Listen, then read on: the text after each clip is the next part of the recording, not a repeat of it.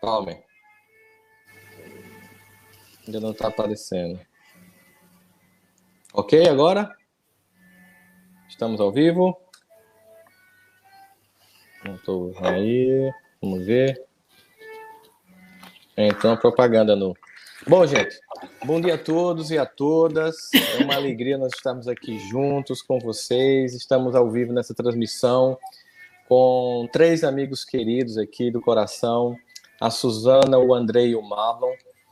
Todo domingo de manhã, desde que começou esse processo de isolamento social, eu conversei com o pessoal da TV 7, que é uma TV espírita aqui local de Campina, mas que tem uma atuação no Brasil todo, para a gente começar a fazer uma live todo domingo de manhã, uma live espírita, né? Primeiro eu fiz umas 2 primeiras palestras, depois eu percebi que seria interessante, já que a gente estava num novo momento, também criar um novo formato, um formato que fosse mais próximo às pessoas. Então eu comecei a falar um pouco, depois responder perguntas, depois também percebi de como seria interessante fazer com outras pessoas.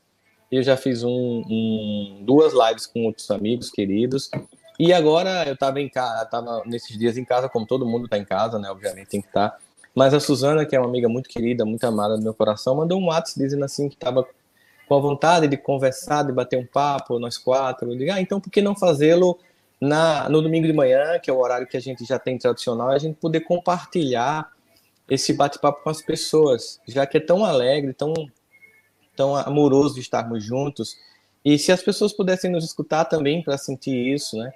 Então, Suzana, queria que você falasse para as pessoas como foi essa tua ideia e para a gente começar aí nosso bate-papo com um cafezinho aqui, ó. Então, bom dia a todos. Aqui com um mug, né? Não é uma xícara, né? Um copo, um vaso americano de café. Então, Rossandro, a nossa ideia foi exatamente essa. Primeiro, saudade, bom dia a todos vocês, bom dia às pessoas que estão nos escutando, bom dia, Marlon, bom dia, Andrei. A ideia era da gente bater um papo, a gente tem tido experiências de trabalho juntos e é sempre tão gostoso estar com vocês, conversar com vocês. E a gente vem observando, né, em casa esse último mês e quase mês e meio agora, o número de lives que foi feito e de conteúdo espírita que foi colocado nas redes sociais, ajudando as pessoas a passarem por esse tempo, a gerenciarem os seus sentimentos, os desafios que elas estão vivendo. Mas nas nossas abordagens e na nossa maneira de pensar a doutrina, nós sempre pensamos a distância que existe entre tudo aquilo que a gente fala, não é? E a nossa vivência no dia a dia.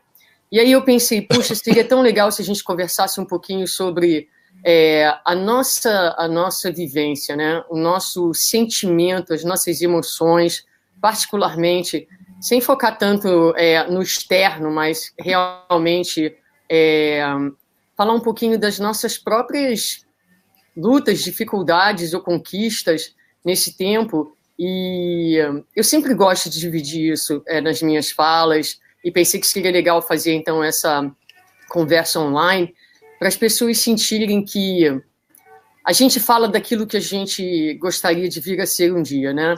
Mas que a realidade do dia a dia ela é um pouco diferente. Todos nós aqui nesse planeta que a gente vive, a gente tem as nossas lutas, as nossas dificuldades de vivenciar tudo isso que a gente fala nas palestras, nos seminários e tal. Bom, não vou me estender muito, é basicamente essa a proposta. E aí, Andrei? Vamos mostrar a camisa para a galera, ó. Estamos aqui. Eu tô aqui no ar-condicionado, mas eu também tô usando a minha. E eu não estou, porque eu estou com guarda-roupa restrito aqui, não tenho todas as minhas roupas. Faz assim, ó, Marlon. Faz assim que já tá resolvido. Pronto. Maravilha, aí, Andrei. Então, para mim é sempre uma alegria enorme partilhar com vocês 3 reflexões, né? Nós somos amigos que conversamos com espontaneidade, com honestidade emocional, e isso é muito importante. E essa proposta da Suzana veio falar diretamente aos corações, para a gente poder aproveitar esse momento, bater esse papo, esse café entre amigos, e podemos partilhar o que está sendo essa experiência para nós, o que vem no nosso coração a partir disso. Então, o que eu tenho a dizer é que é muito bom a gente estar aqui, é muito bom que a TV7 tenha aberto esse espaço, que as redes parceiras retransmitam e que a gente possa conversar entre amigos e com a espontaneidade de buscadores, de pessoas que estão lidando, não é, com a sua humanidade, com a sua imperfeição, com a sua naturalidade, para tentar encontrar o melhor lugar de inteireza dentro disso. Então, eu acho que é isso que nós queremos partilhar. Quando a Suzana propôs isso para a gente, essa foi a proposta, que a gente pudesse conversar humanamente, né, saindo dos falsos lugares de pedestal que, às vezes, o movimento espírita coloca os palestrantes, os expositores da doutrina espírita, esse lugar que não corresponde à verdade, para a gente poder falar como ser humano que busca e que luta, e qual tem sido a experiência pessoal para cada um de nós, qual tem sido as buscas internas, os insights, os recursos, os sentimentos, né, dentro dessa contradição que esse momento está proporcionando para todos nós. Então, sempre alegria enorme estar com esses 3 amigos e sempre uma alegria também nós podemos fazer essa reflexão. E aí, Marlon, você meio que já entrou em isolamento, que você teve uma decisão de passar 6 meses na Inglaterra, né? Passar por um processo de aprimoramento pessoal, de aprimoramento da língua, mas também você, antes conversando com a gente, eu entrei antes do planeta no isolamento social, no lockdown, e acho que talvez você possa nos ajudar um pouquinho, já que você antecipou esse cenário. Como é que está sendo para você?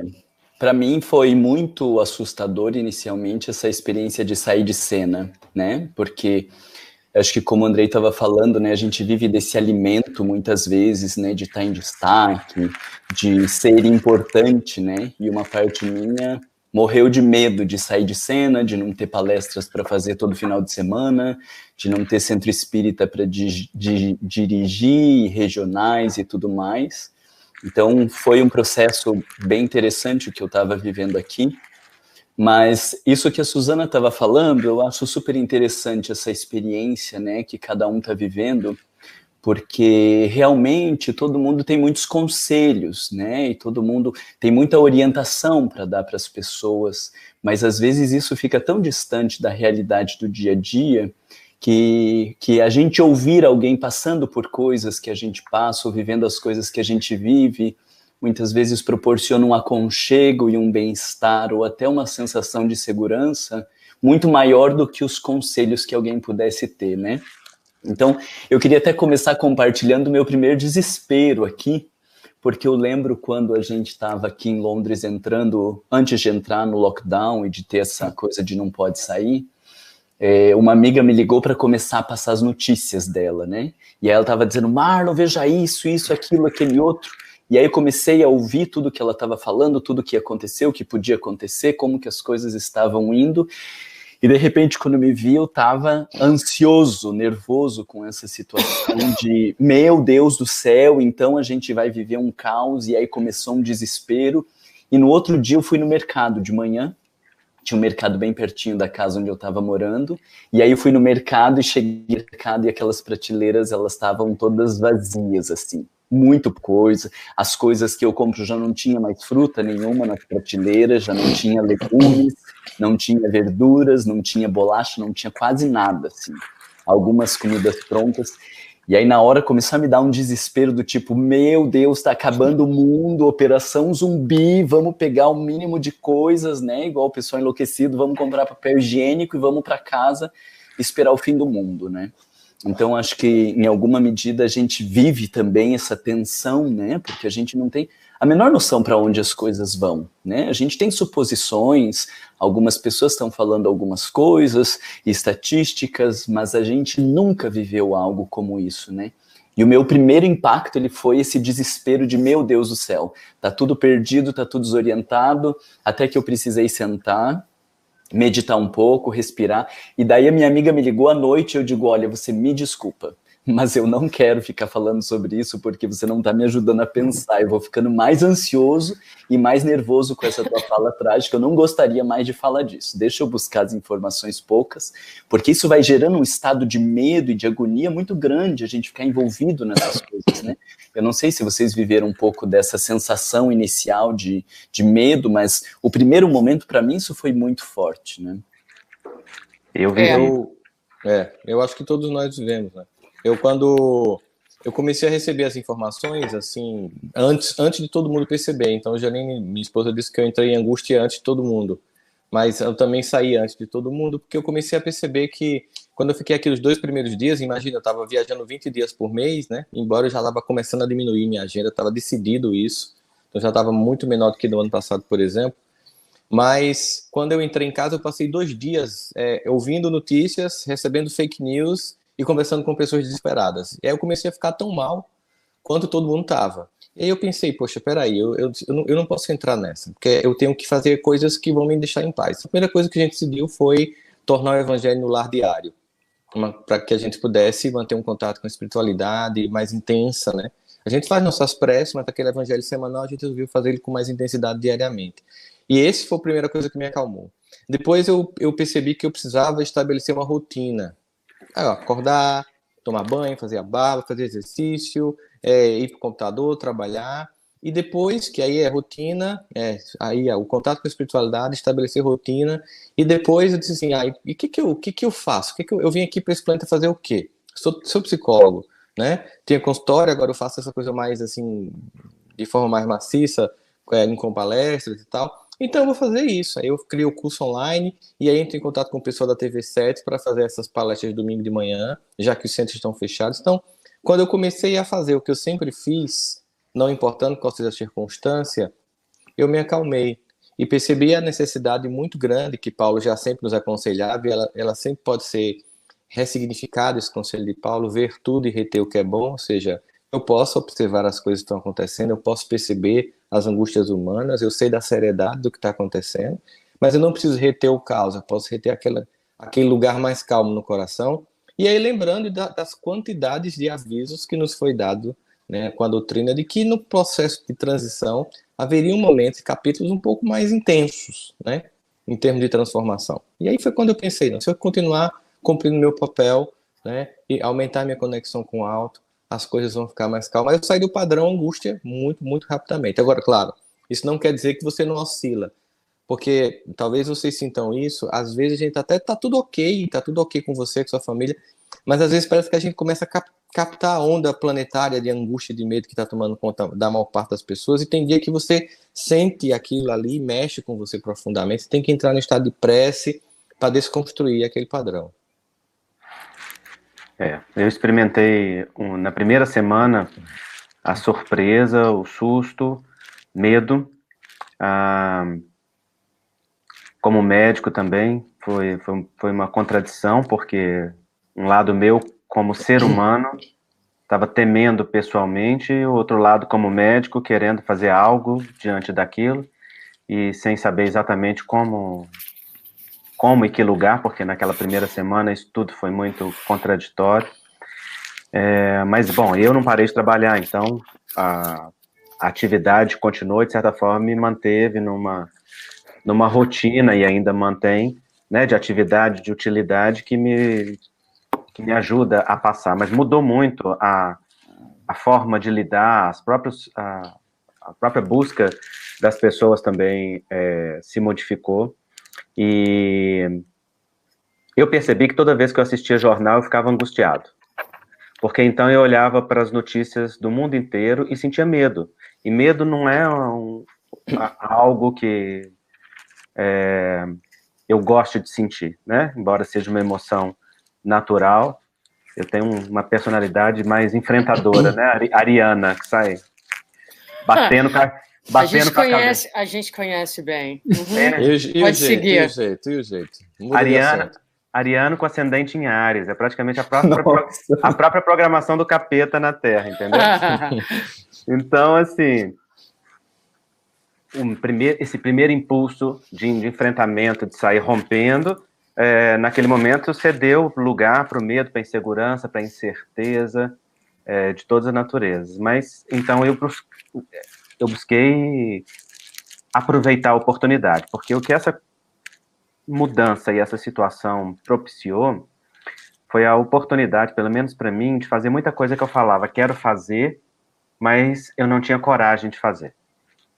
Por exemplo, aquietar um pouco mais, mudar a rotina, mesmo continuando trabalhando, mudar o ritmo do trabalho, a forma de interagir com as redes sociais, com o tempo, cuidar um pouco das minhas plantas em casa, que é algo que eu amo e que me bota em conexão com a minha natureza.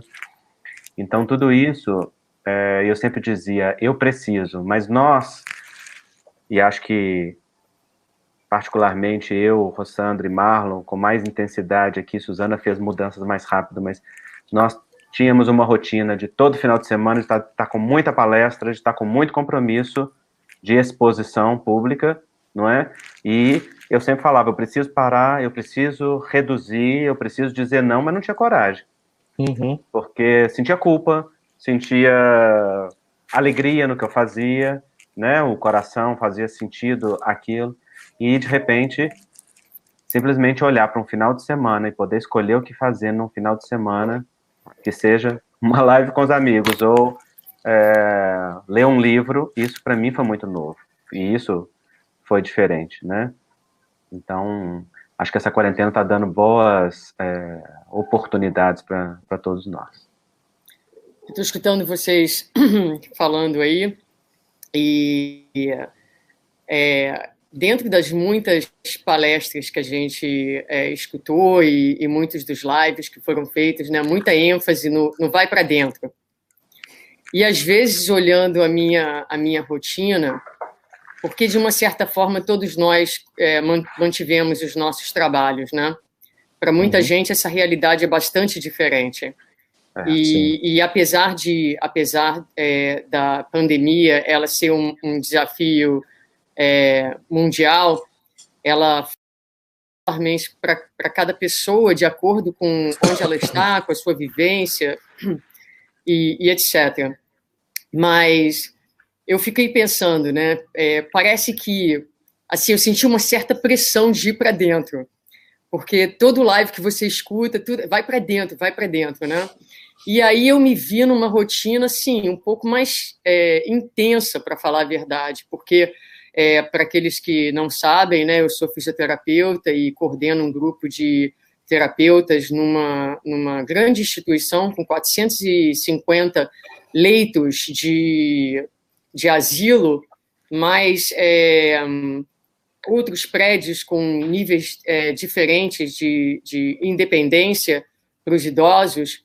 Então, a gente não parou de trabalhar, pelo contrário. Em Miami, né, meu bem? Esqueceu de dizer isso. Faz diferença, Suzana. Faz diferença. Em Miami. Eu não tenho culpa de viver em Miami. Eu não me sinto culpada de viver em Miami. É que faz diferença dizer isso, ou Brasil, ou Miami, onde for, faz diferença. É só a minha inveja que precisa, de vez em quando, te lembrar, entendeu? Ah, ok. Não, você me lembra. Outro dia eu estava falando com o Andrei, a gente fez um WhatsApp e eu estava catando as folhas do meu jardim. Tinha trabalhado mais de 1 hora varrendo o jardim. Falei para ele, estou aqui catando as folhas. Ele, em Miami. Ok, fecha parênteses. Cansa do mesmo jeito, né, Suzana? Cansa do mesmo jeito, mas enfim. Depois de um tempo vira isso, rotina. E aí a gente... E aí eu me vi, né, numa rotina bastante... tensa, porque vocês falaram de medo, então a gente estava lidando com o medo de uma forma bastante intensa, não só o medo do que vai acontecer financeiramente, né? A gente tem medo dessas coisas, a gente que é espiritualista, imortalista e vive falando né, da onde a gente deve focar, mas, obviamente, a gente está na Terra e esses medos são naturais, né? A questão não é você sentir o medo, é como você vai processar, gerenciar isso tudo. E me vi, então, dentro dessa rotina com medo de contaminação, de estar trabalhando, de estar contaminando os idosos, e tive momentos em que fiquei tão cansada, porque também as crianças dentro de casa, então agora você tem que também gerenciar a escola das crianças ao mesmo tempo. E teve dias que eu botei a cabeça na minha mesa de trabalho e chorei de cansaço, né? Uma das coisas que mais me sustentam é a rotina. E eu havia trabalhado até aquele momento para construir uma rotina sólida, e quem me conhece sabe dessa minha ligeira obsessão com organização e controle das coisas. Então, de repente, cada dia que eu chegava no trabalho era um negócio completamente diferente, eu não tinha controle do que estava acontecendo, e isso me exauriu completamente, até que as coisas foram devagarinho se ajeitando dentro dessa falta de estrutura, mas elas foram se ajeitando. Mas tudo isso para dizer o quê? Eu estava trabalhando muito mais no meu trabalho, lidando com as crianças, né? E sentindo pressão, falando, gente, a pandemia vai acabar e eu não fui para dentro. O que é que eu preciso descobrir? Eu tenho que ter algum, assim, mega insight nesse tempo, porque senão eu vou ficar para trás. O mundo inteiro está tendo insights do que isso significa. E eu, sem tempo para ter insight. Olha só. Então, são algumas das coisas que a gente vive. Você está falando uma coisa super legal. Eu acho que interiorizar e ir para dentro neste momento, além de, claro que isso é individual, cada um sabe o seu nível, mas aproveitar esse momento de qualquer mínima maneira que seja possível para um contato um pouco mais profundo consigo mesmo. Isso não representa necessariamente grandes insights, né? Então, outro dia eu me peguei extremamente feliz de poder curtir o pôr do sol na minha casa. Eu estou trabalhando todos os dias no horário do pôr do sol. Eu amo o pôr do sol, é o melhor momento para mim. E, de repente, eu me vi acabando de trabalhar um pouco mais cedo, ou trabalhando online em algumas situações, e, de repente, falando assim, gente, agora eu posso olhar o pôr do sol. E eu parei por 10, 15 minutos, e naquele momento ali, a contemplação, para mim, foi extremamente prazerosa. E acho que a contemplação é uma forma da gente ir para dentro. Contemplar o que está de fora e também contemplar o que está de dentro. Não é sem precisar de nenhum grande site, só silenciar. O Marlon pode falar disso com muito mais propriedade, mas simplesmente olhar para dentro da gente e poder reconhecer o que está ali, nem que seja o gosto pelo natural e pelo simples disso, né? Nós estamos falando, eu citei aqui, por exemplo, a inveja, brinquei com você, né, minha inveja de você. Alguém comentou aqui, que eu estou acompanhando Como é que eu poderia lidar com a inveja? Estou vendo. E aí alguém falou aqui, que bom que vocês tocaram nesse assunto da inveja, também me vejo com isso. Como lidar com isso, né? Como lidar com a inveja? Para você, Marlon Requidal, como lidar com a inveja?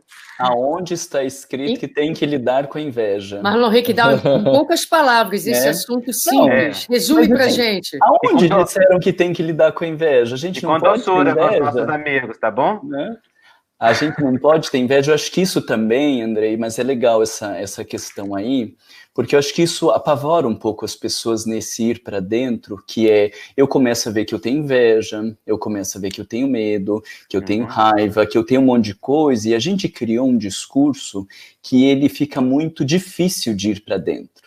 Né? Eu digo porque eu vivi muito desse processo de começar assim a buscar em Kardec aonde que está dizendo que não pode, né? Aonde Jesus disse que não pode ter inveja, porque se Jesus é modelo e guia, aonde está a frase que ele disse não pode ter inveja, né? A regra máxima é não seja invejoso e nem orgulhoso e nem arrogante. Não existe isso em Jesus.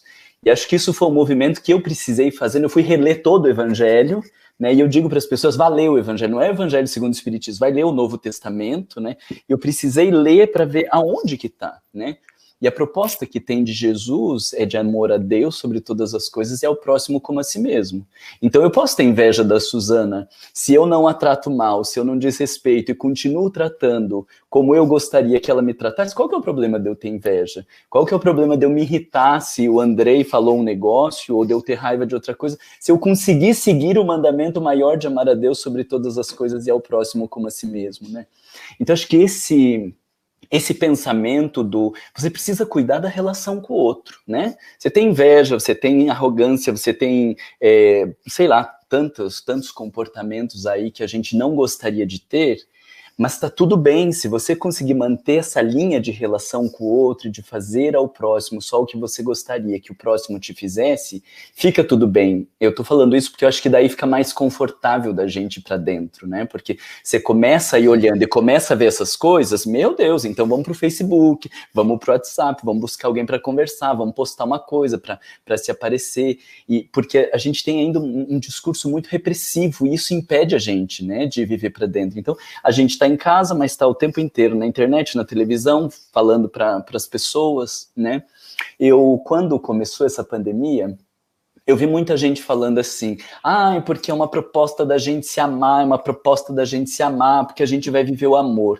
Eu digo, gente, não estou concordando muito com essa história de se amar, porque esse vírus está obrigando a gente a se isolar, né? Então, falei, não tá me parecendo muito interessante, assim, essa coisa de se amar, se a gente não pode mais nem se abraçar, então, né, quando a gente se encontra. Não tá fazendo muito sentido esse negócio de se amar. E aí eu comecei a pensar que, para mim, essa proposta tinha a ver com esse olhar para dentro, né? Mas enquanto a gente ainda tem um olhar muito exigente, enquanto a gente quer ser santo, perfeito, bem resolvido, sem inveja, sem ressentimento, sem mágoa, sem nenhuma dessas coisas, fica impossível olhar para dentro, né? Você criou, inclusive, uma indústria em relação a isso. Do mesmo jeito que tem uma indústria que tenta vender o corpo perfeito e as pessoas compram uma revista Perca a Barriga em 3 semanas, mesmo sabendo que o máximo que a gente consegue é ganhar uma barriga em 3 semanas. Perder, não.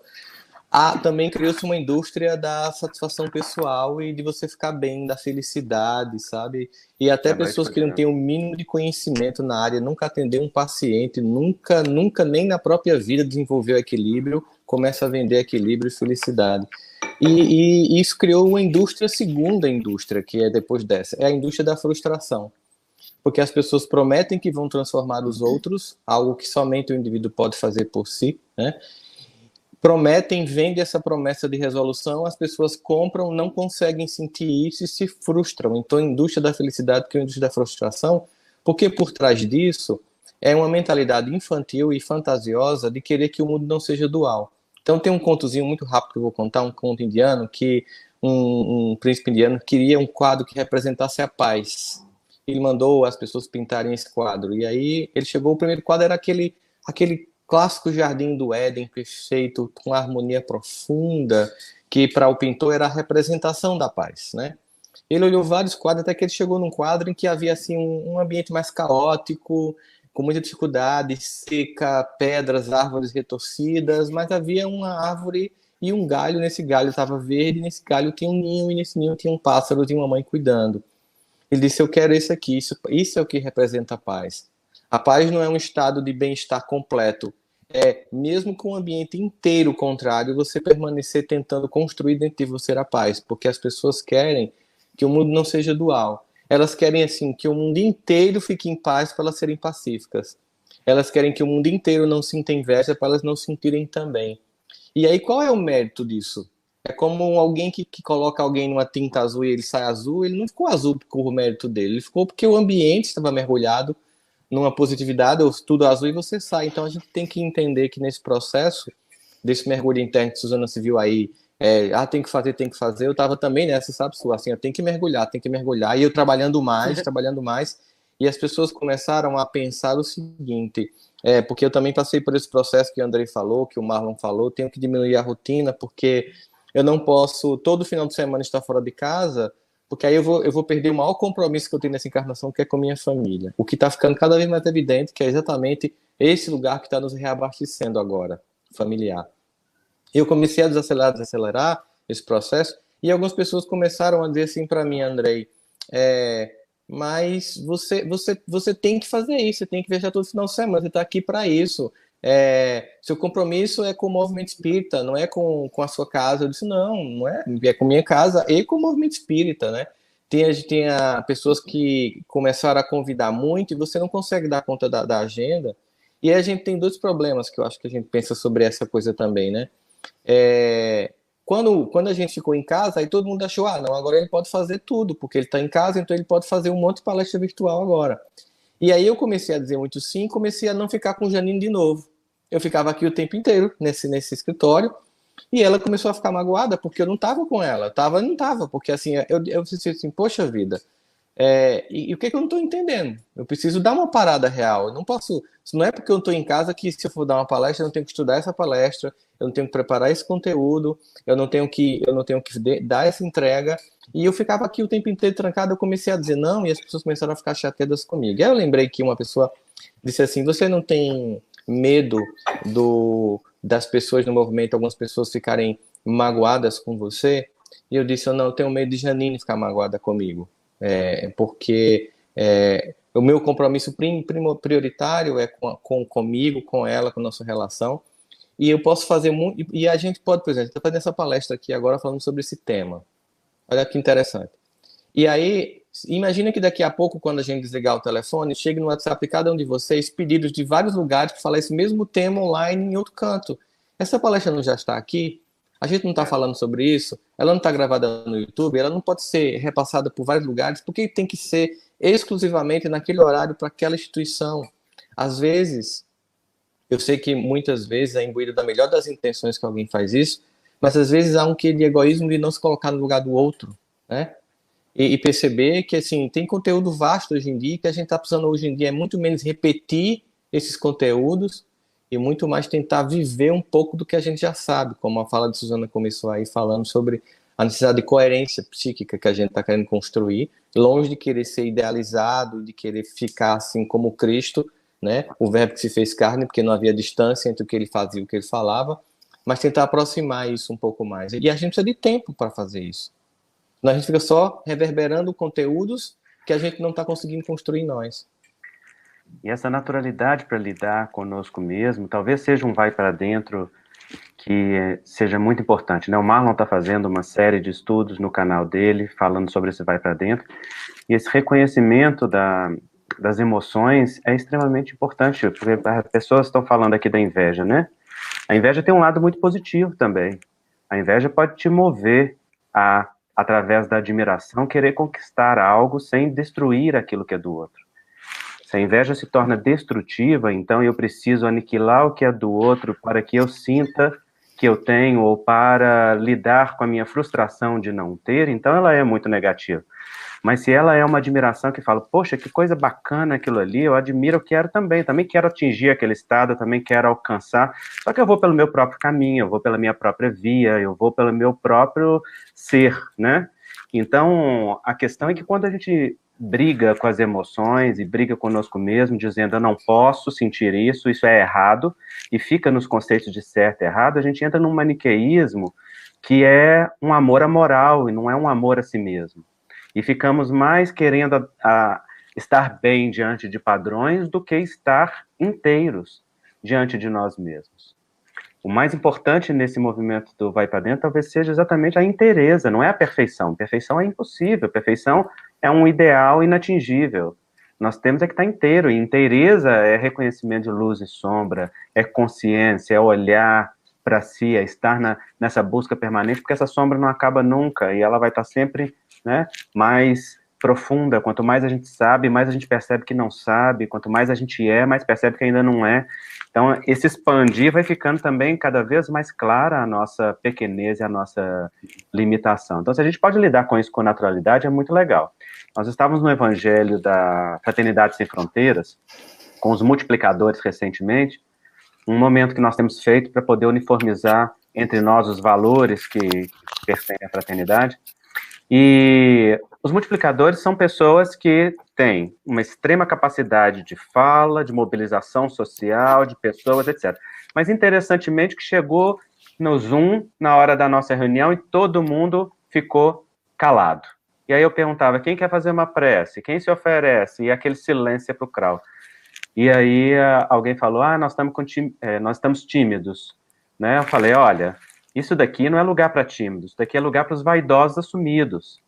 Porque nós todos, entendeu? Somos vaidosos. Aliás, o que é a timidez se não um orgulho disfarçado?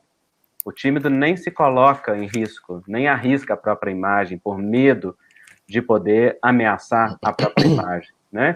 Então, aí foi muito interessante porque então todo mundo começou a rir e todo mundo começou no chat a brincar, ok, somos vaidosos mesmo, então vamos lidar com a nossa vaidade, e a espontaneidade de repente reapareceu, e vamos fazer uma prece, vamos falar. Então, imagina se Paulo fosse tímido, hein? Já imaginou? Se ele tivesse coragem de enfrentar uma multidão, não é, Rossandro? Você para entrar ali na frente de um público de 3 mil pessoas, né? Então eu acho que isso é importante. Suzana tem legal muito sobre isso, né, Suzana? Sobre essa naturalidade. A gente tem falado muito disso com Marlon nos últimos tempos, né? Marlon, você quer falar? Eu acho que o legal de Paulo, né, quando o Rossandro falou isso, é dele dizer que tinha um espinho cravado na carne por um anjo de Satanás, né?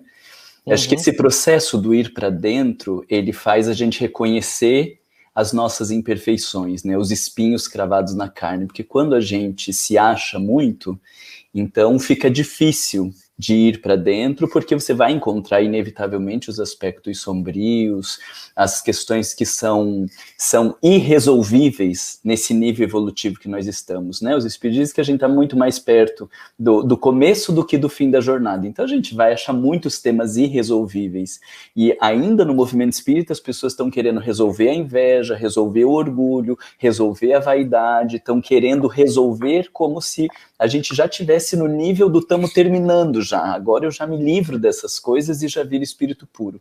E aí quando Paulo tem que ouvir de Deus que ele precisa do espinho cravado na carne para não se exaltar, eu acho isso fantástico, né? Isso para mim é o consolo de cada coisa que eu enxergo, eu digo, meu Deus, eu não acredito que eu também tenho isso, não acredito que eu também sou essa coisa, não acredito que eu estou me vendo repetindo essas coisas e esses comportamentos, né? Aí a gente lembra de Paulo, de que é bom ter o espinho cravado na carne, né? Porque quando você reconhece as tuas presepadas, eu gosto de dizer as tuas lambanças morais, você não exige tanto dos outros, você compreende mais as pessoas, você tolera, porque você vai dizer, ele não podia ter feito isso comigo. Poxa, mas quanta coisa eu faço com as pessoas? Quantas bolas fora eu dou? Quantas coisas erradas eu faço, né? Então, esse espinho cravado na carne que o processo de autodescobrimento vai proporcionando, pelo menos para mim, teve um efeito muito significativo de baixar a bola. Tipo, meu Deus, Marlon, olha quem que você é para você achar que pode, para você achar que é o dono da verdade, para você achar que sabe dizer, para você querer exigir das pessoas o quê? Se está no meio dessa lambança, você está exigindo o quê? Não, eu vou dar conselho para as pessoas, ou eu vou me colocar como referência. Vem aqui em casa para ver como que é referência, né? Então, daí eu acho que muito desse discurso, quanto mais a gente se aprofunda e mais a gente vai olhando os nossos aspectos sombrios, mais dissolve essa coisa egóica, né? Esse discurso tão raso que a gente ainda tem no movimento espírita, né? Eu vou entrar para dentro um pouquinho, escutando vocês falarem aí e sentindo.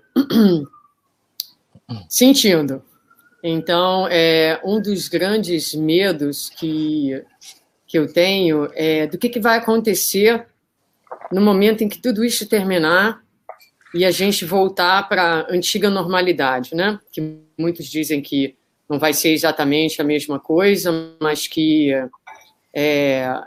Mas a gente vai voltar para o ritmo, eventualmente, um ritmo mais normal de vida. E quando eu falo isso, eu sinto um aperto dentro do meu peito, porque, de verdade, ontem à tarde, nós saímos para andar de bicicleta e Jake achou um lago, parou para pescar, que ele sempre sai levando a varinha de pescar dele. Sherry ficou com ele, eu voltei para casa com Tati, e Tatiana foi ver o show lá que ela gosta. Eu sentei no meu jardim. E fiquei assim, olhando para as flores, que eu também gosto de plantar. E o céu estava azul e estava uma temperatura perfeita. E eu me permiti, naquele momento, descansar. E aí o sentimento que eu tenho é: por que eu não me permito descansar? Por que é tão difícil fazer essa pausa, não é? E a gente vive dentro de uma compulsão, de uma necessidade de fazer, de provar, de acontecer. Então, nesse momento, sim, conversando com o Rossandro falou outro dia: nossa, eu adoro ver as suas postagens com os meninos. E tinha uma postagem de Jake pulando de uma ponte dentro de um canal aqui num campo de golfe, que fechou o campo de golfe, as pessoas invadiram, e aí ele falava daquele momento, daquela imagem feliz, não sabendo que no dia anterior ele tinha visto outros meninos pulando e queria pular. E eu falei para ele: meu filho, você não pode pular, porque eu não sei a profundidade disso, nós não conhecemos isso, não sei se é possível. Ele ficou tão zangado comigo, saiu andando de bicicleta, voltou para casa, foi um estresse total. Levou um tempo para eu e Chay conseguir acalmar a criança, mas a gente reveu, fizemos um plano, no dia seguinte levamos ele lá, ele entrou, mergulhou, botou a mãozinha para cima para estudar a profundidade do canal, e aí finalmente deixamos ele pular e ele ficou feliz, e a foto reflete o momento feliz do pulo, mas não reflete o estresse que antecedeu aquele pulo. Isso é importante a gente falar para lembrar as pessoas que as redes sociais, elas refletem só isso, um momento, né? Mas não um processo.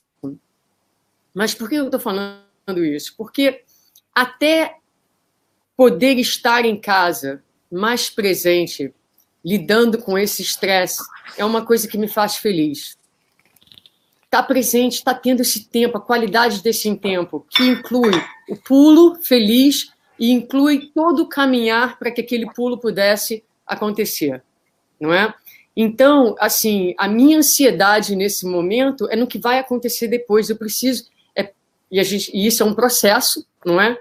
Que vai levar provavelmente essa encarnação e algumas, e entender então qual é o buraco dentro, qual é a força inconsciente, semiconsciente, que faz com que a gente opere dessa maneira e às vezes pegue até os próprios conceitos doutrinários e use contra a gente mesmo. Então, a fala de que, por exemplo, o tempo é precioso, o tempo da encarnação, é necessário aproveitar este tempo para fazermos o máximo possível. E muita gente entende esse fazer o máximo possível como fazer para fora, não é? Continuar nessa avalanche de realizações externas. E então, parar é complicado, porque parar dá culpa. Parar não só cria ansiedades, não é? Mas às vezes a gente não se acha nem merecedor, para falar a verdade, de poder parar, de poder... Então, não sei se vocês escutam, mas a minha voz está cheia de... né? Estou sentindo na minha pele, nesse momento, os sentimentos. Então, vou concluir dizendo, acho que eu estou indo mais para dentro do que eu pensava. Ganhei consciência agora, né? Ganhei um pouco de consciência nesse momento, processando com vocês. Para isso a gente tem bons amigos. Você falando sobre isso, e a sua fala é como se você estivesse refletindo sobre tudo que está acontecendo no mundo empresarial corporativo, né? Se você perceber, por exemplo, o burnout está ganhando... Eu tenho um amigo chamado Jaime, o André conhece muito, a gente conversa muito sobre isso, porque Jaime é um executivo de mercado, e a gente está até escrevendo um livro sobre isso, sobre o quanto as pessoas estão enlouquecendo e sofrendo por metas. Você tem que ter o corpo perfeito, você tem que ter o casamento perfeito, você tem que ter a relação sexual perfeita, você tem que ter a espiritualidade perfeita, você tem que ser o cidadão perfeito, e você tem que produzir. O mundo completamente nos exteriorizou de um modo tal que aí o mundo percebeu que a gente é que tinha feito isso e ele agora fez um movimento contrário do equilíbrio da maré que avança e da maré que recua, e que a gente estava só avançando, e estava virando tsunami. E aí, em algum momento, tem que ter um equilíbrio, sabe? E aí, essa coisa que você está falando, né? Eu até estava pegando aqui para mostrar para vocês, que o Andrei estava falando do pôr do sol. Eu moro aqui no 21º andar. Gente, olha que coisa linda. Eita, não é isso Opa! aqui. Entrou uma foto de uma amiga minha. É uma atriz. Aqui, Ei, ó. Rossano! Pois é. Maravilhoso isso. É? Olha só. Maravilhoso, maravilhoso. É porque eu botei no Instagram e entrou a Mariana Chimenez, que é uma atriz. Olha que legal, gente. Aham. E aí você vê, eu não via isso. Você sabe que eu tenho uma câmera na varanda do apartamento e viajando muito, eu de vez em quando colocava a câmera no meu celular para ver o pôr do sol virtual da minha casa que eu não estava nela. Uhum. E aí eu pensei assim, eu vivendo isso ontem, passando muito tempo com Janine, e ela a gente tem uma minissérie que a gente adora assistir, que é This Is Us, que é da Amazon Prime. Ela é muito linda, essa minissérie, é muito humana, muito familiar. E aí foi interessante porque na hora que tem uma cena lá que o cara vai encontrar a namorada, a esposa dele, assim, você não foi apenas a pessoa mais importante da minha vida, você foi a salvação da minha história, né? E você às vezes precisa desse tempo de estar junto para olhar e perceber, é realmente isso. Eu vinha no movimento, te encontrei e o movimento mudou e eu não sei se eu conseguiria ir bem se eu continuasse em linha reta. E esse seu encontro comigo foi muito importante. Então, assim, às vezes é preciso disso. E eu acho, sabe, Suzana, que vocês perguntam, quando tudo voltar, como é que vai ser? Vai depender da escolha de cada um de nós. Se a gente vai querer voltar para o mesmo ritmo, continuar preso à mesma satisfação exterior que existe, ou se a gente vai querer olhar para dentro e vai olhar e pensar assim, poxa, eu aprendi tanta coisa, claro que eu não vou poder toda tarde estar olhando o jardim da minha casa, depois de ter levado o filho para pular no lago, mas eu posso fazer mais isso, eu posso equilibrar essa maré que avança, essa maré que recua. É importante esse equilíbrio, né? É tão bonito isso que vocês estão falando, Suzana. É muito interessante você falar isso, né? Agora eu percebo mais para dentro, né? Porque a minha percepção como amigo, como pessoa que te observa, é de uma pessoa super conectada com o que é dentro. Eu acho que você, aliás, demonstra uma conexão com o essencial cada vez maior e isso é muito lindo. Enquanto eu te ouvia falar, eu lembrei do irmão Jacó, que na verdade é o Frederico Figner, no livro Voltei. E a essência do livro todo, psicografado pelo Chico há tanto tempo, é ele que foi, né, tão celebrado aqui pelas suas conquistas no campo da radiofonia e também como presidente da federação, ele se dá conta que chega no mundo espiritual e fez muito para o lado de fora e deixou-se de iluminar por dentro. Então tinha sido um trabalhador espírita muito ativo, alguém de muita palestra, alguém de muito compromisso, de muito movimento fora, mas de pouco movimento dentro. Então eu tenho pensado nisso, no que representa essa interiorização cada vez mais profunda. Eu acho que todos nós que estamos aqui somos pessoas sinceras e honestas e sempre fomos naquilo que fizemos, né? Nunca vi nenhum de nós fazer cena no palco ou estar numa palestra fazendo algo que estivesse desconectado completamente da vida. Mas a minha reflexão, muito em sintonia com aquilo que o Rossandro falou, foi agora de o que mais me move por dentro. Então, eu tenho recebido muito convite para palestra, para live há muito tempo, e eu recuso a grande maioria, porque para mim, nesse momento, na minha vida, particularmente, a Fraternidade Sem Fronteiras tem um destaque maior, e o trabalho que ela está me proporcionando enquanto escola é, para mim, extremamente importante, para o meu desenvolvimento, para aquilo que eu tenho a oferecer no mundo. Eu tenho dito para as pessoas que eu tenho decidido, ao invés de falar de Jesus, experimentar viver Jesus.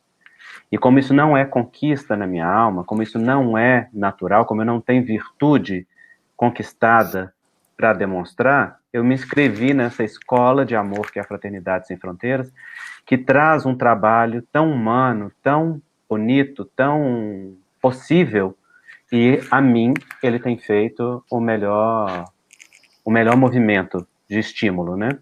Então, por exemplo, nessa quarentena, se as coisas diminuíram do lado de fora, na Fraternidade Sem Fronteiras aumentou muitíssimo. Eu imaginei que num tempo de quarentena a solidariedade das pessoas fosse diminuir, e na verdade ela multiplicou. E o trabalho nosso em casa, com a fraternidade, na divulgação e nas coisas, triplicou nesse período que nós estamos quarentenados, né? Então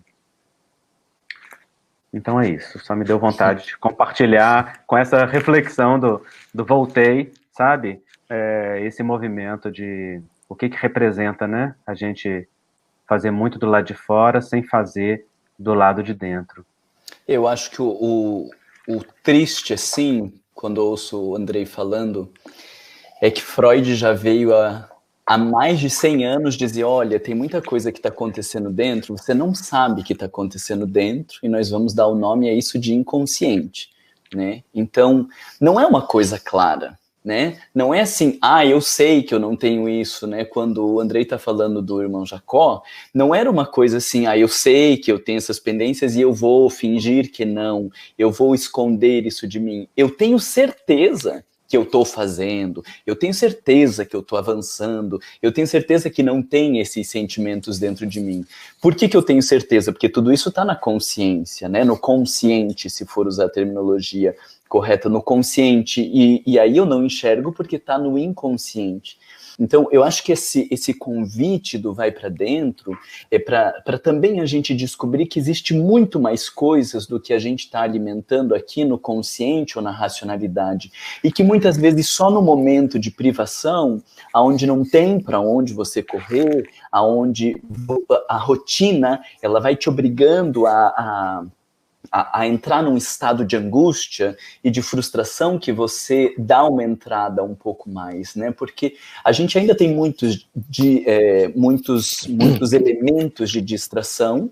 A gente aí tem, eu brinco que essa história de Facebook e de Instagram foi feito pelo demônio, né? Porque, meu Deus, que ferramenta boa para você fugir do contato consigo. Né?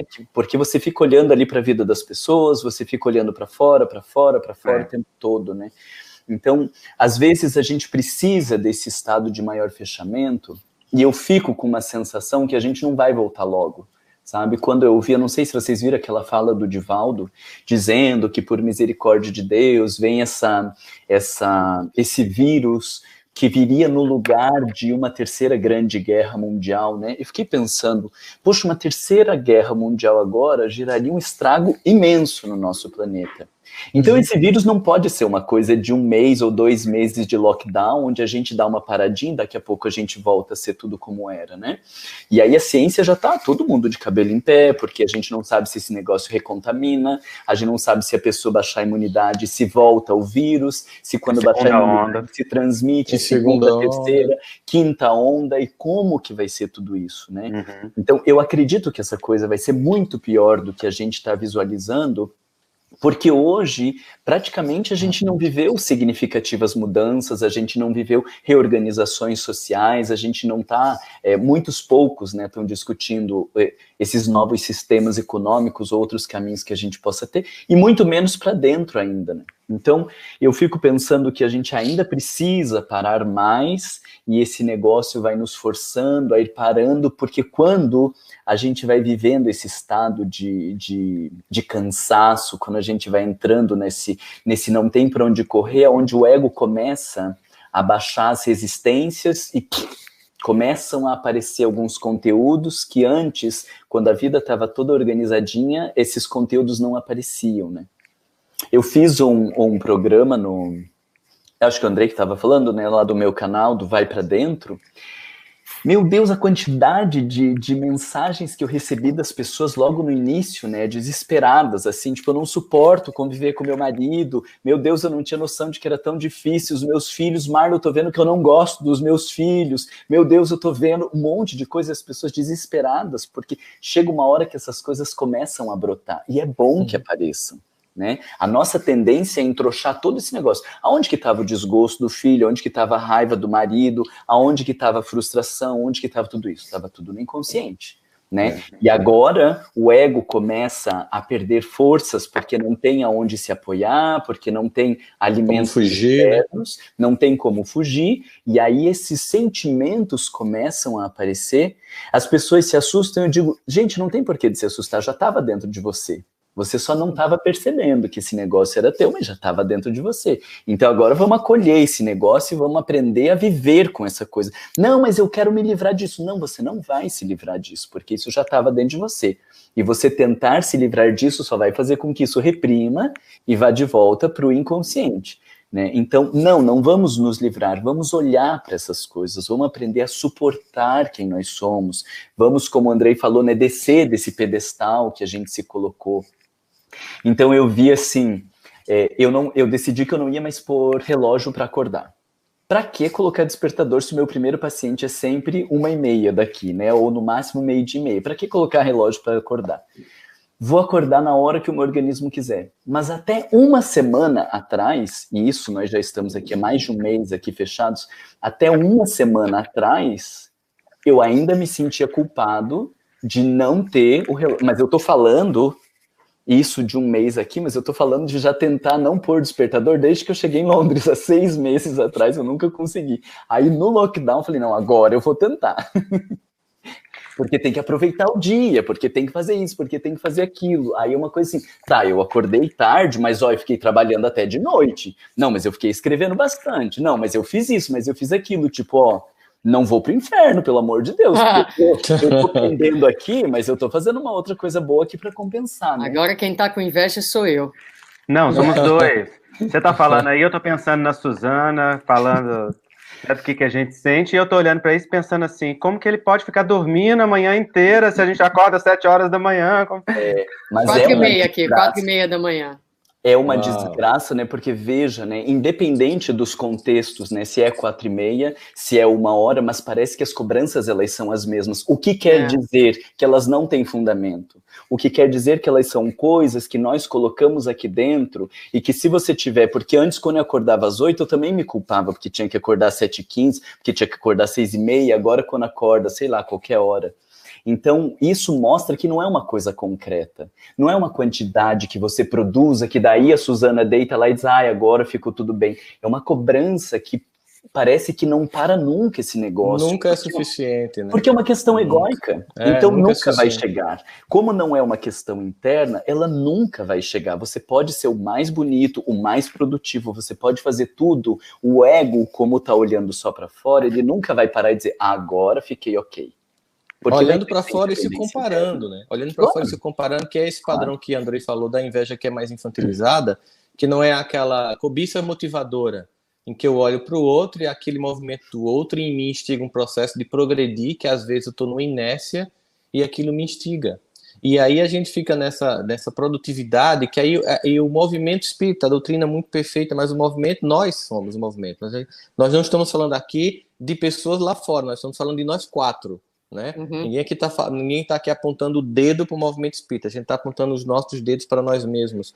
Nós pegamos essa lógica do mercado de produtividade, de resultado, de números e levamos para o movimento. Né? E é comum uma pessoa ligar para você e dizer assim, você tem que vir aqui para o meu evento, o Vanderlei já passou por isso, vocês já passaram, porque vem 1.000 pessoas. Você venha porque no salão do meu centro cabe 3.000 pessoas, como se a nossa motivação para servir o Cristo fosse numérica, é como se fosse coisa do mercado. Você entende essa lógica que o mundo material, Maya, a grande ilusão da matéria, como diz os hindus, ela entrou no mundo das religiões, nos capturou por dentro, nos enganou e nos fez se afastar da nossa essência, vendendo as mesmas coisas, os mesmos resultados, como se a gente tivesse uma bolsa de valores. Vamos ver qual é o evento que dá mais gente, vamos ver qual é a transmissão ao vivo que dá mais pessoas vendo, quando na verdade é uma quantidade muito mais de transformações muito imperceptíveis para os outros, porque a gente não está, é a ideia de que eu não estou aqui para agradar as pessoas, mas para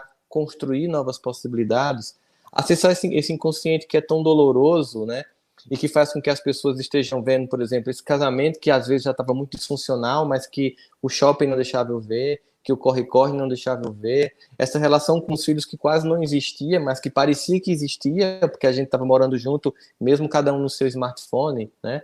E aí vem uma minissérie disruptiva como Black Mirror, meio que de forma distópica mostrar o quanto a gente estava entrando num processo total de afastamento. Eu lembro que quando eu comecei a viajar muito, eu me sentia culpado de não estar lendo o livro no avião quando eu vi alguém lendo.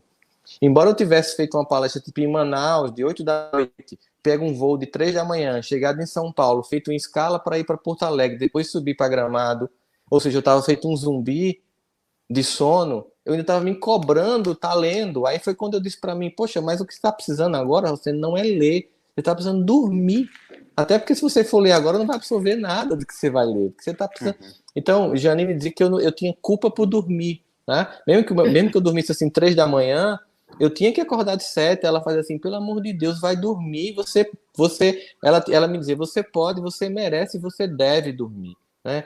Mas a lógica da produtividade, do número, tomou conta, e a gente nunca se dá conta. Eu lembro daquele filme que é o Advogado do Diabo, vocês lembram?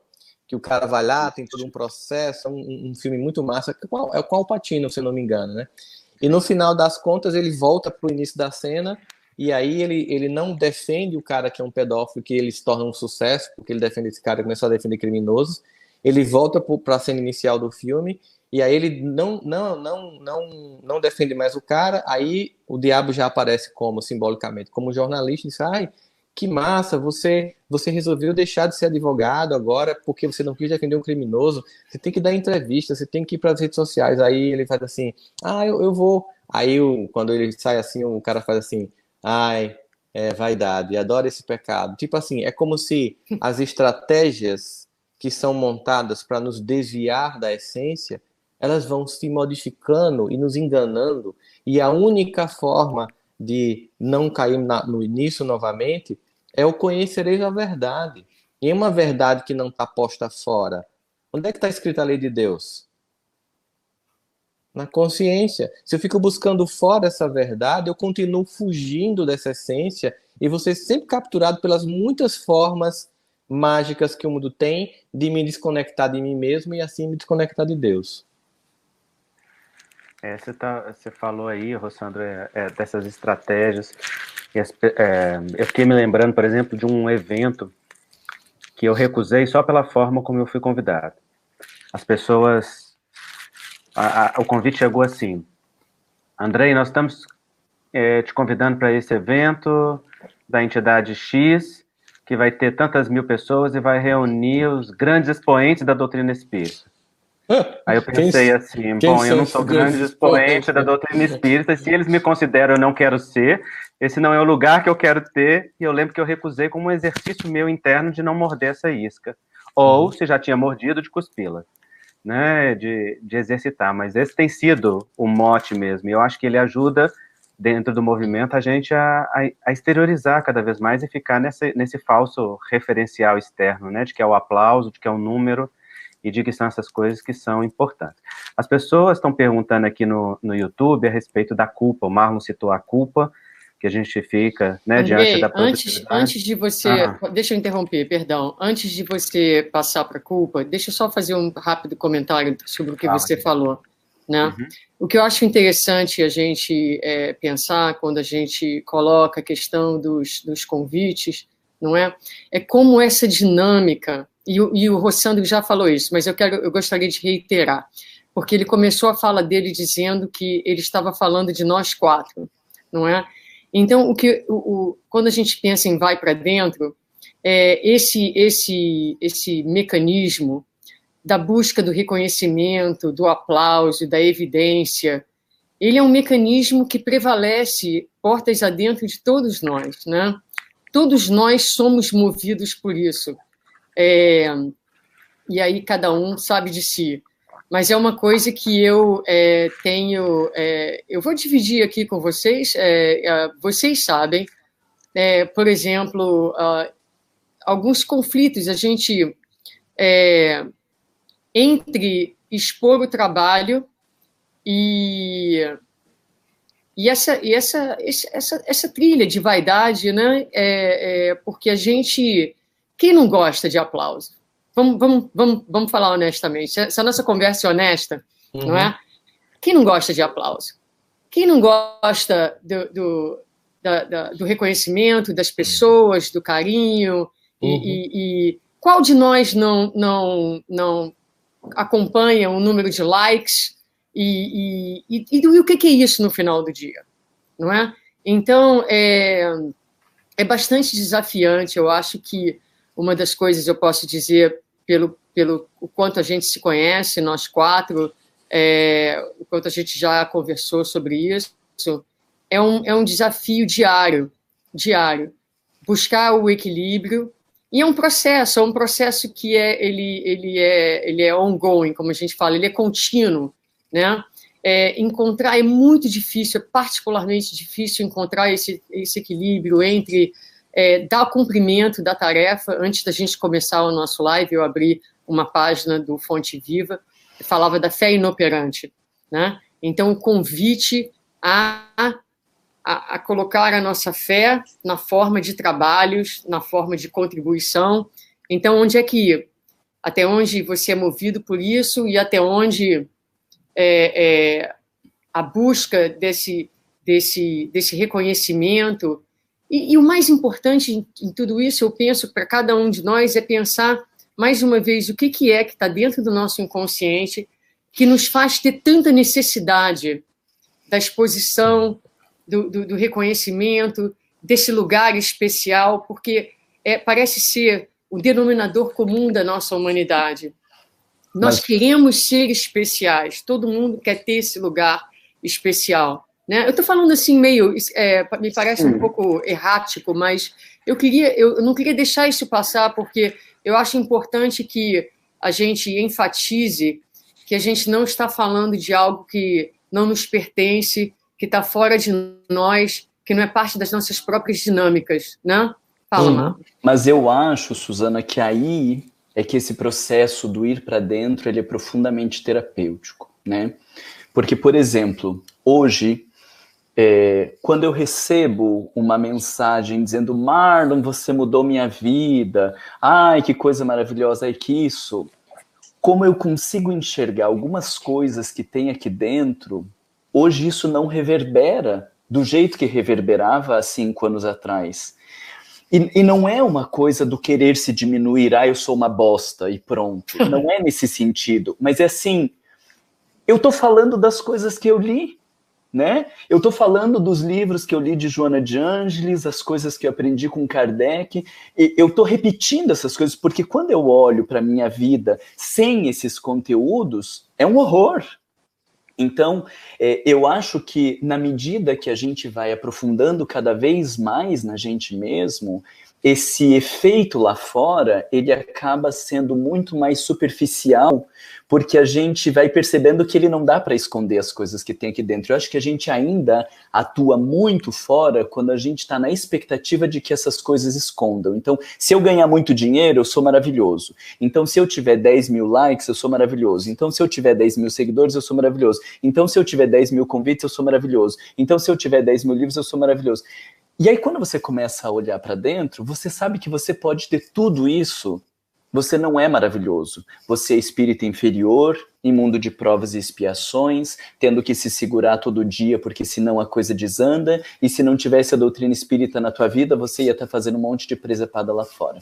Então, o que eu queria dizer é que eu acho que quanto mais a gente se aprofunda na gente, aos poucos ou gradativamente, esses convites de fora, ou essas coisas lá fora, elas têm menos peso, porque a gente vai olhando e diz, nossa, mas essa pessoa não tem... Eu tenho uma inteligência, eu tenho facilidade de ler algumas coisas e de traduzir, eu tenho leitura de psicologia que ajuda as pessoas a entender, mas isso, enquanto desenvolvimento moral, é nada, né? É desenvolvimento cognitivo, é a habilidade de trazer para o dia a dia, mas eu não estou falando de quem é o Marlon, eu estou falando das coisas que o Marlon leu, das coisas que o Marlon viu, né? Você falou uma coisa, Marlon, que me lembrou muito do Retrato de Dorian Gray, né? Que é um romance em que o indivíduo, na verdade, ele está sempre jovem lá fora, mas ele tem um espelho em casa e quando ele chega, que ele abre o espelho, ele já está muito velho, já perto de 100 anos de idade. E por mais que todo mundo lá fora veja com muita beleza e sempre cultue a imagem dele, mas no fundo, quando ele chega em casa, ele lida com esse real dele. Esse simbolismo que o romance de Dorian Gray faz, e tem até um filme, né? O Retrato de Dorian Gray também tem esse filme, ele fala muito disso. E uma das coisas que eu comecei a fazer que me ajudou muito nesse processo, porque eu penso exatamente como você, a gente é um mero repassador de conteúdo. O mérito pode ser assim, algum tem uma capacidade melhor de traduzir de um jeito ou de outro, tá? Alguém decora mais que o outro, mas eu estou cansado de ver pessoas com profundo conhecimento espiritual e de uma pobreza de prática espiritual na própria vida muito grande, que conhecimento espiritual não se traduz em evolução moral. Isso para mim é muito claro hoje em dia. Mas uma coisa que me ajuda muito, para mim, né, no meu movimento e quando a gente está falando isso aqui, a gente não está querendo dizer que a gente nunca mais vai aceitar convite, que não tem nada a ver com isso. Não, essa é uma das coisas que a gente faz, é uma das coisas que, como o Andrei diz, a gente faz com alegria, com contentamento. Mas hoje em dia, quando alguém diz isso para mim, como falar para você, como falar para Andrei, como falar para o Divaldo, para Haroldo, para Alberto Almeida, para Suzana, para qualquer pessoa que fala, primeiro eu me lembro assim, de uma coisa, da quantidade de gente boa que tem que o movimento espírita não conhece porque não convida, porque convida sempre as mesmas pessoas, sabe? E tem muita gente boa que precisava de ser ouvido, a gente teria que ampliar as falas, as muitas pessoas que poderiam contribuir. E uma outra coisa que eu faço é muito um processo assim, acolher sem me identificar. Eu acolho aquele carinho, mas eu não me identifico com ele pelo seguinte, porque eu sei que quando finalmente a pessoa consegue ver algo muito luminoso em mim, é quando em algum momento eu consegui permitir o Cristo em mim acontecer. Então, nunca no fundo, esse mérito é meu. Então, eu acolho com muito carinho, mas eu sei, né? Quem é Rossandro? Quem sabe quem é Rossandro é Janine. Quem sabe quem é Rossandro, tá tentando se descobrir. Mas eu não rejeito essa coisa, mas eu também não me identifico com ela. Porque quando você se cola nesse personagem, nesse lugar que as pessoas, por muito carinho, querem lhe colocar, o perigo é quando você acredita no personagem, né? Que aí você cola aquilo ali em você e você não consegue, porque aí você não consegue mergulhar dentro de você. E na psicologia analítica, Rossandro, é mais pesado ainda, né? Porque assim, quando a pessoa viu aquele divino, ela tá projetando o divino nela. Dela, exatamente, né? Então, assim, que ela também tem. Se não tivesse aquele divino dela, ela não enxergaria em mim, como os políticos não conseguiam enxergar a pureza de Madre Teresa de Calcutá, ou como muitos católicos não conseguiam entender a postura de Francisco de Assis, né? Então, ela não está vendo o meu divino, né? Ela está vendo o divino dela projetado em mim. E assim como quando ela fala do Marlon arrogante, independente de eu ser ou não, ela não está vendo a minha arrogância, né? Ela está vendo a arrogância dela projetada em mim. Então, assim, é do outro por inteiro e completo, né? A gente acaba sendo só um start para um processo que é individual e que ia acontecer independente do lugar que a gente ocupe, né? Por isso que o elogio e a crítica, eles são parciais, né? Porque tanto em um quanto em outro a gente está falando da gente mesmo. Eu acho interessantíssimo. Eu ia começar a falar da culpa, a Suzana fez... Pode falar agora, já te dou permissão. Você é muito culpada, Suzana, de interromper daquele jeito? Foi maravilhoso, porque eu ia falar que a culpa, ela vem das nossas crenças, das nossas fidelidades aos nossos sistemas de crença, sobretudo familiares, né, e aos sistemas de crença religiosa, etc., que nós temos. E a Suzana, na hora que ela interviu, eu olhei para ela, eu vi a mãe, eu vi a avó, eu vi o movimento espírita carioca inteiro, né, trabalhadoras espíritas fantásticas, porque a Suzana quase interviu, tipo assim, parem de falar do movimento, volta pra gente. O que é que vocês estão falando, né? Mas essa culpa, ela vem quando nós estamos afrontando um sistema de crenças ou tendo que lidar, né, com crenças arraigadas dentro de nós. Acho que é importante a gente ver que esse autoconhecimento que a doutrina espírita propõe é o caminho de individuação que a psicologia fala. E esse caminho de individuação que a psicologia analítica nos propõe é um caminho de inteireza, de você se reconhecer cada vez mais si mesmo, expressar com espontaneidade e verdade aquilo que você é, e o que você é impermanente, muda o tempo todo, está em evolução contínua, e expressar isso em harmonia com o meio. Isso significa numa proposta ética em que não só o autorrespeito está considerado, mas também o respeito à sociedade, ao outro, ao direito do outro, à individualidade do outro. Então, enfrentar as nossas culpas e renovar as nossas crenças é extremamente importante, né? E a culpa de toda a natureza. Há aquelas culpas que são as culpas boas, que são movimentos em que nós rompemos com amarras, rompemos com limites, rompemos com o espaço estreito até onde, às vezes, o nosso próprio sistema pode ir, a gente está indo além. E há aquelas culpas que são mesmo movimentos que remetem, né, a uma afronta a um valor fundamental e a um valor essencial. Eu acho que nessa proposta do Vai para Dentro, uma das coisas mais importantes é nós aprofundarmos a consciência de quanto há de coerência entre o nosso discurso e o nosso esforço ou a nossa prática, né? Entre aquilo que eu acredito e aquilo que eu esforço para viver de verdade, porque é aí que eu acho que cria menos essa cisão mascarada, diminui o espaço dessa máscara social, o espaço dessa projeção externa que nos aliena de nós mesmos. Sim, mas aí é importante, né, Andrei, quando você diz assim, diminuir o espaço entre os nossos discursos e as nossas práticas, né? Então, vai ter o pessoal saudável que vai dizer, opa, vamos discursar menos, vamos exigir menos, vamos reconhecer a nossa humanidade e vamos entender o que é estar em mundos de provas e expiações, né? Porque em mundos de provas e expiações, Allan Kardec diz, predomina o mal. Quando as pessoas começam a se conhecer, falam, meu Deus, olha, eu tô vendo isso, tô vendo aquilo, eu digo, bom, agora bem-vindo ao mundo entende por que você está em mundo de provas e expiações. Porque se Kardec fala que é um presídio, um subúrbio, um hospital e um sítio malsão, o que espera de subúrbio, presídio, hospital e sítio malsão? Pessoa linda, bonita, organizada, maravilhosa? Não, né? Então, eu digo assim, nesse desencontro entre o discurso e a prática, ou a gente começa a diminuir o discurso, exigir menos das pessoas, aceitá-las como são, compreender mais, tolerar mais, perdoar, compreender-se mais, tolerar mais, perdoar, ou vai querer enlouquecidamente melhorar suas posturas, né? Porque a forma de diminuir a distância entre discurso e prática pode ser diminui o discurso ou pode ser evolui em termos de prática, né? E aí vai ter o bypass espiritual, né? Não, e aí Jung foi extremamente feliz em escrever sobre as personas, né? Eu acho que uma das maiores, a grande contribuição do Jung foi escrever sobre o self, que vem rompendo com Freud para dizer, olha, Freud era um pessimista, né? E aí Jung vai dizer do lado divino que existe dentro do ser humano, fantástico, um sistema organizador, é linda essa perspectiva. Mas a segunda grande contribuição do Jung foi escrever bem sobre personas e dizer, olha, você está criando comportamentos, você está criando uma aparência que é só uma máscara que você coloca e que, na verdade, não reflete quem você é. E você não tem consciência da persona, né? Porque quando você coloca aquela máscara, você olha no espelho e você se vê pela máscara. Então você acha que é bonzinho, você acha que é querido. Aí é o pessoal que está machucando os outros, dizendo meu irmão, é o outro que está dizendo, mas meu bem, não é que eu sou autoritário, o papai só quer que você entenda que... Né? Não, é autoritário, mas agora falando de um jeito mansinho, de um jeito... Não, meu amor, veja, né? Discussão de casal, você está projetando os teus conteúdos em mim, não é bem assim.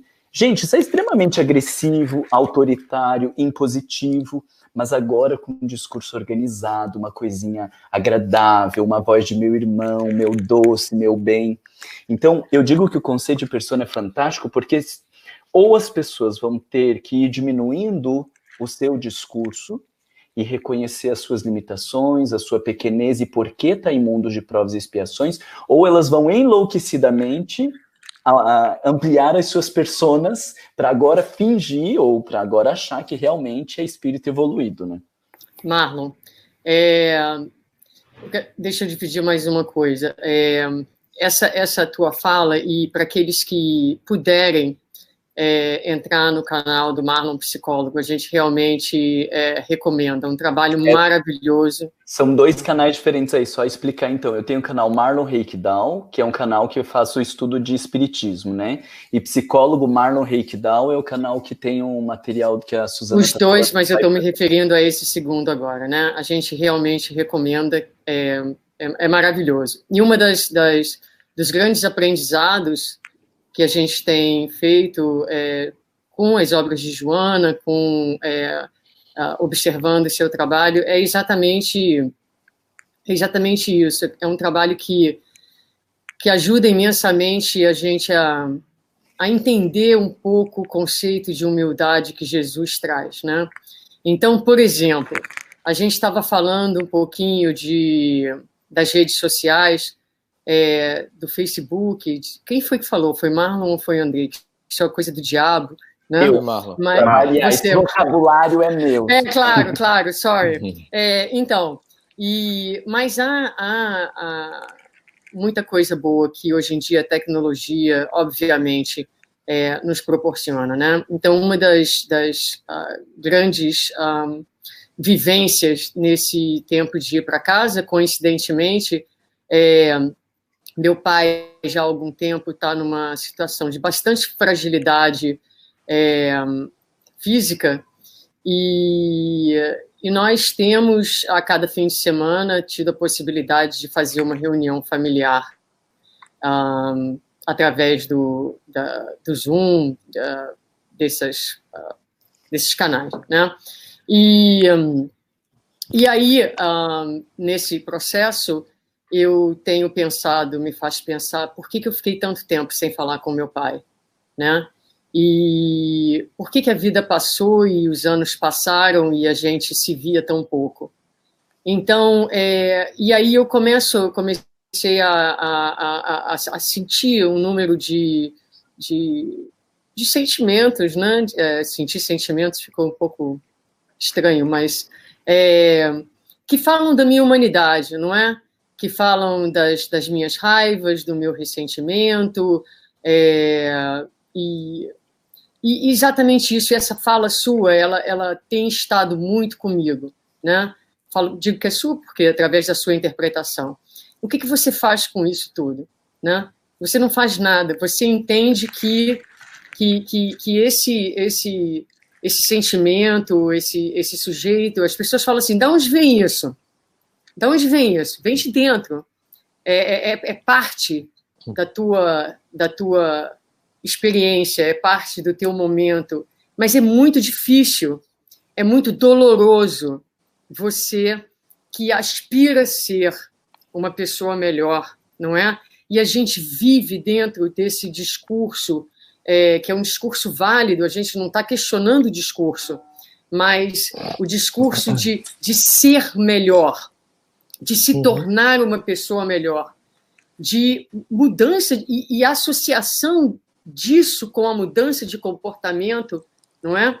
Fica muito difícil nessa hora em que a gente vai entrando em contato com esse lado bem humano, né? E dentro dessa humanidade, as sombras, conseguir tolerar. É uma dor que, às vezes, ela para algumas pessoas, em alguns momentos, a gente quer voltar para a rede social imediatamente, quer abrir uma cerveja, quer voltar para o trabalho, porque é muito difícil, mas tem sido, dá para fazer, quando você começa a sentir aquilo e dizer, olha o humano em mim, olha, e achar que aquilo é natural, e conseguir olhar para aqueles sentimentos sem julgamento, sem colocar tudo que você sente dentro de um tribunal, isso é bom, isso é ruim, isso é onde eu estou, isso é até onde eu consegui caminhar, não é? É o meu humano, mas eu não sou só isso.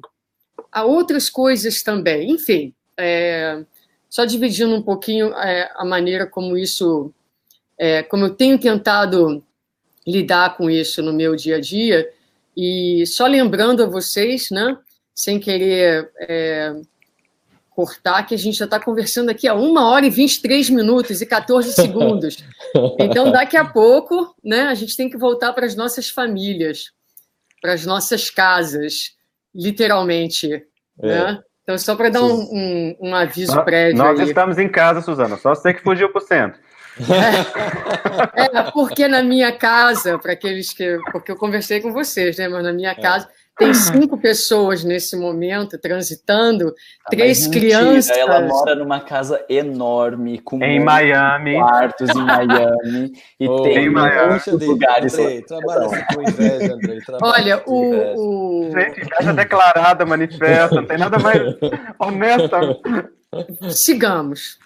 Uma coisa que eu achei muito legal nisso que o Marlon falou, quando ele foi falar um pouco sobre aquilo que Andrei falou, eu também já tinha falado, de construir um mínimo de coerência entre o que a gente fala e o que a gente faz. Você colocou uma coisa que para mim foi muito, muito massa, assim, muito reveladora. Porque Porque a cobrança, quando a gente fala disso, então suba a sua prática para coincidir com o seu discurso. Para poder continuar falando, né? E aí o discurso, ele na verdade está muito longe da nossa prática. Obviamente, quando você disse isso, em nenhum momento você quis dizer em nenhum momento que a gente tem que estacionar e que a gente tem que ficar satisfeito com o que se é, né? Mas é muito aquilo que Joana fala, resignação dinâmica. Olha, eu aceito esses limites que eu estou enxergando aqui, por mais doloroso que seja, mas eu não me satisfaço a ponto de paralisar o meu processo de progresso, porque eu vou, enquanto aceito, desenvolver uma dinâmica para mudança. Mas é claro que eu entendo quando você diz assim, vamos baixar aqui o discurso, é assim, vamos baixar o personagem, vamos trazer o personagem mais para quem você é, para que você possa ter coerência, porque uma das coisas que mais provoca, por exemplo, ansiedade, insônia, é esse desencontro. Esse indivíduo que passa o dia passa por aí, pânico, passa por essa aí. desconexão entre o que você faz e o que você fala. Falar uma coisa, dizer uma coisa e fazer outra, esses três elementos desconectados é o que provoca a maior parte dos transtornos emocionais que a gente conhece. E a beleza, por exemplo, do encontro que Jesus tinha com os muitos personagens, aí vai Zaqueu, a mulher que para de sangrar, a samaritana do poço, né? É que ele olha para aquela pessoa que ninguém quer estar perto porque está projetando as sombras nessa pessoa. Ele olha e vê para além da sombra, ele vê também a sombra, ele vê também o personagem, mas ele vê a condição sélfica do outro que ele quer chegar lá, tocar para fazer resplandecer. Então ele se aproxima das pessoas que nós não nos aproximaríamos, porque elas estariam refletindo em nós aquilo que a gente não quer enxergar. Né? Esse movimento que ele faz é muito bonito. E é óbvio, e você disse isso, eu também concordo plenamente, na medida em que a gente se enxerga, por mais doloroso que chegue esse processo, depois de um tempo vem um sentimento de humanidade, de apaziguamento, e que o primeiro ganho para mim, assim, um ganho assim já de cara, é exatamente olhar com muito mais compaixão para com todos que estão ao meu redor, com condescendência. Eu paro de apontar, de julgar e de criar expectativas. Meu irmão, ele diz assim, tem uma bem-aventurança que não está no Evangelho, mas Jesus mandou para o WhatsApp. Bem-aventurados que não criam expectativas, porque não serão frustrados. Né? Então, obviamente, se eu não crio essas expectativas... Mas não é possível isso, né? A gente não consegue viver sem expectativa total. Acho que o negócio é baixar o nível de expectativa. Trazer para esse mundo aí, porque as pessoas estão no mundo de regeneração, de expiações e provas, e não estão falando como se fosse para o mundo de regeneração, não. Elas estão como se fosse no mundo de perfeição. Sim. Então, é de um deslocamento tão grande que a gente meio que termina comprando na nossa própria vida uma nova forma de farisaísmo. A Joana de Ângeles diz assim, Rossano, a gente quer se transformar, a gente quer alcançar a angelitude sem antes viver a humanidade. Né? Então, o nosso discurso é de angelitude. Não quero ter inveja, não quero ter isso, não quero ter... Não, você é humano. Humano quer dizer mundo de provas e expiações, a coisa é bem pesada, é bem baixa e vamos suportar e como é que eu vou conseguir melhorar sem reconhecer, né? Não tem cura sem diagnóstico. Quantos pacientes eu atendia que precisavam perdoar, mas achavam que não odiavam? Não.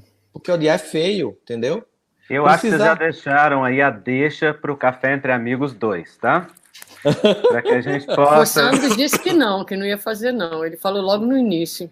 Então a gente exclui ele, tá? A gente agradece, Sandro. Muito obrigado. Que calúnia, Suzana, porque eu não falei nada disso. Tá todo mundo aqui pedindo pra gente fazer mais. Às 2h eu tô livre, tá?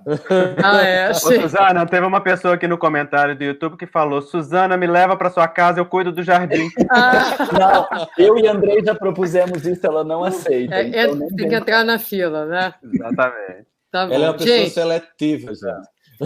Gente, olha, vamos então encerrar, né? Eu queria agradecer a vocês por terem aceitado o convite, né? E dizer que aceitaram com alguma hesitação. Verdade seja dita. E que ontem, na minha reflexão no meu jardim, eu também estava pensando, Jesus amado, o que foi que eu propus a esses meninos? Né? Mas é muito bom a gente poder falar, poder dividir um pouquinho, poder sair do palco, né? Não é do palco que eu quero dizer. Do púlpito? Do púlpito, exato. E ter essa conversa mais franca. Às vezes eu penso que falta um pouco isso no movimento espírita, não é? A gente transita pelo movimento espírita e todo mundo é assim, cara, 10, está todo mundo com a sua melhor persona e as pessoas devem se perguntar, não é? Onde estão os humanos? Onde estão os humanos? Onde estão as pessoas com os sentimentos que eu tenho, com as dificuldades que eu tenho?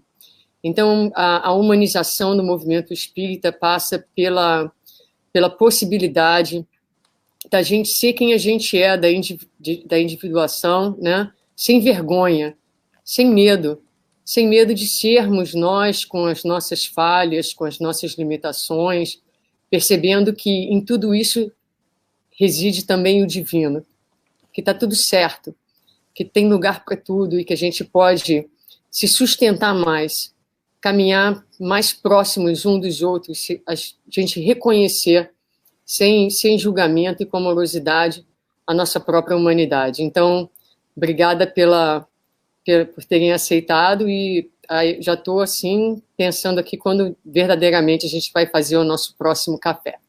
Vamos fazer sim. Um beijo para todos. É muito interessante ouvir você falando isso. Eu fiquei com medo do que esses meninos vão fazer. Quando ela é a que mais bota fogo, né, gente?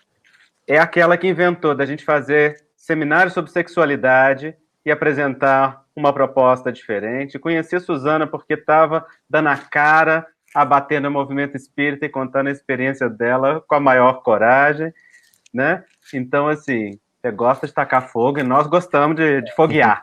Então, ótimo. Foi maravilhoso esse momento, foi uma alegria a gente poder falar assim, é uma delícia ouvir vocês e a gente participar disso. De minha parte, meninos, só gratidão, obrigado às pessoas, tantos comentários que a gente não pôde falar, perguntas responder, né? Mas a gente queria mesmo nesse momento era bater papo e foi muito lindo. Agora, eu queria ainda fazer uma última fala, porque eu consegui não ficar falando tanto do movimento espírita, mas queria fazer uma última fala, que é assim, a gente estava falando de quantas demandas que os palestrantes têm, e eu acho que só tem tantas demandas dos palestrantes porque as pessoas no movimento espírita estudam muito pouco. Né? Então a gente quer as coisas mastigadinhas. É claro que é uma delícia. Você vai lá ouvir o Marlon e o Marlon fala as coisas todas mastigadinhas, isso e aquilo. Só que o Marlon também teve uma história de 25 anos estudando, lendo, se debatendo e pesquisando e relendo 10 mil vezes o mesmo texto para conseguir fazer aquela fala. Né? Então, eu acho que se o movimento espírita também se comprometer a assistir menos palestras e ler mais, Kardec a gente tem que reler 10 vezes, 20 vezes a mesma pergunta, os mesmos textos. Se o movimento espírita não fizer esta investida de estudar mais, agora saem algumas pessoas de cena e se colocam outras pessoas para cumprir com esse papel que as pessoas não estão querendo assumir. Né? Então, a gente está fazendo um convite de que as pessoas estejam saindo menos do palco, mas não para colocar outras pessoas no palco. A gente está fazendo um convite para uma vida sem palco, onde todo mundo tenha o seu papel, onde todo mundo se sinta autor da sua vida, onde todo mundo dependa menos dos conselhos e tome Joana, Emmanuel, André Luiz, Allan Kardec como referência. Mas isso só vai acontecer se a gente estudar, para daí começar o processo de estudar-se. Né? Então, eu deixo aqui um convite, assim, né, para que a gente estude. Muito legal. Que estudando mais, a gente se estuda mais, estudando mais, a gente vive mais pleno, menos culpas, menos exigências, menos holofotes lá para fora, mais holofotes para dentro e, sem dúvida nenhuma, uma vida mais plena. Muito bom de estar com vocês. Suzana, muito obrigado pelo convite, pela insistência, porque eu já disse, não quero, eu não estou fazendo nenhuma atividade para nada. Aí o Andrei nem sabe, ela me escreveu no particular, Andrei, Marlon, pô, eu tô te pedindo, você vem aqui em casa. Você que não sabe que fui eu que mandei para ela e falei, Suzana, fala com o Marlon em particular, porque senão ele só ouve você é a única que ele convê. Tá vendo? As pessoas estão lembrando agora da fotografia do filho da Suzana pulando no lago, né? Isso. Teve todo um processo para chegar esses 4 quadradinhos aqui estarem funcionando. Mas muito legal, e que bom que a gente está junto, cultivando, né, essa ideia de voltar-se para dentro e de criar um movimento espírita mais comprometido com o processo do ser de verdade, não dos nossos discursos, né? Eu queria agradecer a vocês e queria recomendar para as pessoas lerem um poema de Fernando Pessoa, que eu citei ontem numa live com um amigo meu, que é um escritor que já tem mais de 80 livros publicados em vários países do mundo, um judeu chamado William Bremer. A gente ontem fez uma live falando sobre livros, séries, filmes e poemas que a gente queria indicar para as pessoas, e eu li o poema Poema em Linha Reta, de Fernando Pessoa, que ele diz assim: eu nunca conheci quem tivesse levado porrada na vida, todo mundo que eu conheço são campeões em tudo, né? Ele vai dizendo, já eu, que sou tantas vezes parco, tantas vezes vil, tantas vezes irresponsável, ele vai mostrando a humanidade dele, diz assim, toda a gente que eu conheço, que fala comigo, nunca teve um ridículo ato, nunca fez uma coisa ridícula, eu cansei de só ter príncipe na vida, onde está a humanidade? Fernando Pessoa não tinha nem o Instagram, mas já percebia que nossas personas dominavam muito mais do que o nosso self. É um convite para isso, é um convite. Eu achei esse seu convite final, Marlon, muito, muito legal. Não é para substituir os personagens do palco, porque eu só tenho um personagem principal chamado Jesus. Todos os outros são coadjuvantes de uma grande história que esse mestre iniciou e que a promessa da vinda dele moveu um povo inteiro para suportar desertos, destruição, somente com o intuito de preparar a ambiência psíquica para a vinda do Messias. Esse sim quem tem que estar no palco, esse sim que é o nosso modelo e nosso guia. Todos nós somos falhos, todos nós somos extremamente limitados e somente quando nele nos inspiramos é que conseguimos fazer algo de bom em nós. Então que a gente deixe de cultuar menos as pessoas e se volte muito mais para o Cristo. E sem ser um Cristo para ser cultuado, porque também pode ser uma fuga. Mas um Cristo como modelo e guia é um Cristo que não é objeto de culto, mas modelo de comportamento, que a gente tem vidas para alcançar.